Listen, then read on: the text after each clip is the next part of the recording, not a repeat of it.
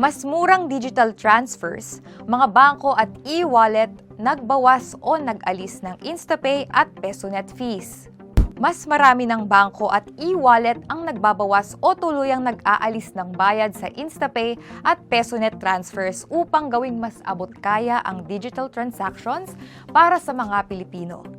Kasunod ito ng hakbang ng Bangko Sentral ng Pilipinas na hikayatin ang mas malawak na paggamit ng electronic payment at tiyaking makatwiran ang singil sa digital fund transfers. Kabilang sa mga nagpapatupad ng libre o mas murang transfer fees ang BPI, RCBC, Maya, GCash, Landbank, Union Bank, PNB at BDO, bagamat magkakaiba ang kanilang mga kondisyon.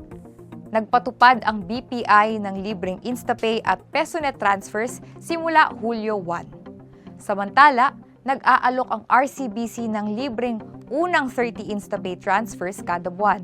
Binaba naman ng Maya at GCash ang kanilang bank transfer fees habang may ilang libreng transaksyon ang Landbank at Union Bank.